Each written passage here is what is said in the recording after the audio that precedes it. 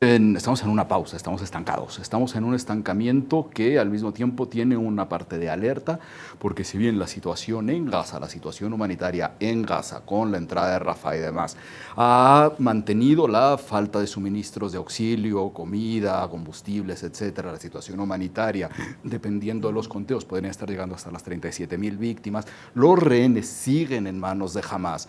Es decir, llevamos 8 meses y medio con una operación que lo único está subiendo las cifras sin llegar absolutamente a ningún lado. Ahí está el Ni de un lado ni estancamiento. del otro. Ni de un lado ni del otro. Al mismo tiempo, las distintas opciones que se han barajeado alrededor de posibles ceses al fuego, acuerdos de pacificar un poco la zona, empezando por quizás, si nos vamos de atrás para adelante, las últimas palabras del presidente Biden, terminaron también en un nuevo estancamiento que viene desde las aparentes contradicciones entre sus palabras con las de lo que podía decir Hamas, con lo que se decía en Qatar o lo que mismo decía Netanyahu, con una parte que es mucho más complicada para ese estancamiento, que es Hezbollah. ¿No? La parte que es Hezbollah, es decir, el norte-sur del Líbano, ¿no? Norte de Israel, que llevamos ya varias semanas en un aumento de tensiones que hacen cada vez más difícil suponer que las cosas no van a escalar al mismo tiempo que todo el mundo está buscando que no escalen. ¿Por qué se está buscando que no escalen?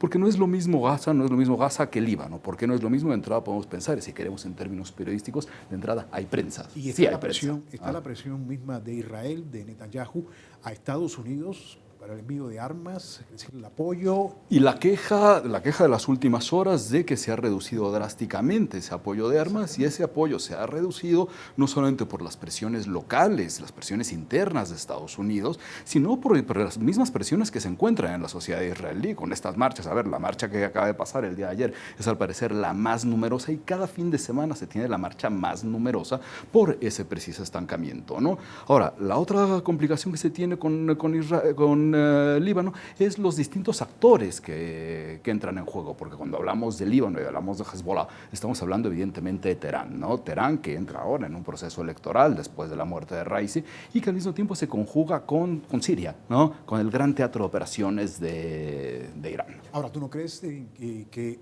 pueda llegarse a la decisión de unas elecciones anticipadas? Esto no. A ver, es una de las cosas que se están exigiendo, y se están exigiendo de distintas maneras. Podemos tomar la más política, y quizá cuando pensamos en cuál es lo que viene, cuál es el escenario que le sigue a esto, tendríamos que estar prestando más atención a la parte política interna de Israel, sí, hacia esas elecciones, y a las distintas presiones que van incluso desde la renuncia de Benny Gantz, ¿no? de dos miembros, de hecho, del gabinete de guerra, que derivan entonces en el cierre de ese gabinete de guerra, que había sido muy criticado, y la apertura de lo que se llama el Kitchen Cabinet. Es un gabinete de cocina porque son solamente 3, 4 miembros los que están opinando, que no hacen un cambio drástico, pero que al mismo tiempo permiten la entrada, sí, de la extrema derecha que está atrás de Netanyahu, y que son los que de distintas formas están tratando de encontrar qué hacer con su propia situación política ante el ya evidente desagrado que vemos en las protestas. Con este panorama que pintas, Marwan, y estamos, ¿qué? ¿9 meses? 8 meses y medio, 8 meses y medio. Más o menos. Sí.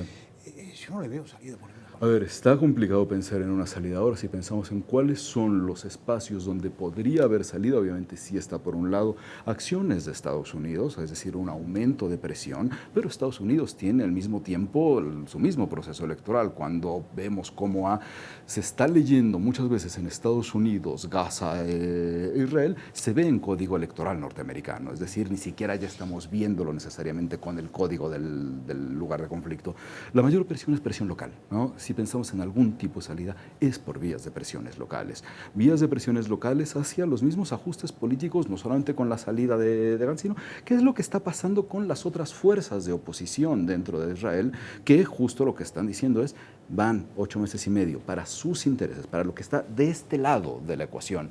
Los rehenes no se ha logrado absolutamente nada, ¿no? Entonces ahí empieza el descontento. De ahí podría venir algún tipo de cambio, pero creo que es muy prematuro estar pensando en eso por el estancamiento. ¿Qué escenario tú puedes más o menos ver a corto, mediano plazo con todo esto que tú planteas, con todas estas fichas sobre la mesa? Distintas acciones por parte, por ejemplo, en el Consejo de Seguridad que se tendrán que enfrentar a una respuesta que hoy no sabemos cuál podría ser por parte de Estados Unidos. En cualquier momento, la Liga Árabe, después de la reunión que tuvieron hace un par de semanas a través de Argelia, presentará su iniciativa, ¿no? Que todo el mundo espera que tenga el veto de Estados Unidos, como ha ocurrido cuando se pensó, por ejemplo, en Ucrania y el veto de Rusia, pero como las cartas cada vez son más frágiles, este es un castillo de cartas con cartas cada vez más frágiles, sí se está barajando la posibilidad de ver cuál sería la reacción de Estados Unidos, ¿no? Y de ahí tiene importancia justo esta reducción que se queja Netanyahu de las armas, porque resulta que entonces esa presión que aparte podría parecer que había sido de cierta forma impermeable en el caso de Estados Unidos, puede que no lo sea tanto. Pues bueno, vamos a ver qué pasa en los próximos días, en las próximas semanas, pero... Seguimos, más de 35.000 muertos, los rehenes siguen en manos. 35.000 muertos. Según el conteo que dan las autoridades de Gaza, es decir, Hamas, ¿no? Pero son tomadas por el Departamento mismo de Estados Unidos, ¿no?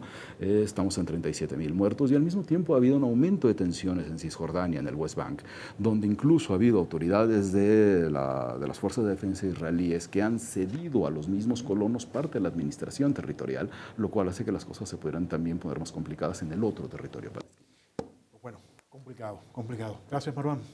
Muchísimas gracias. Y usted no se vaya, ya volvemos con mucha más información aquí en Mirador Mundial.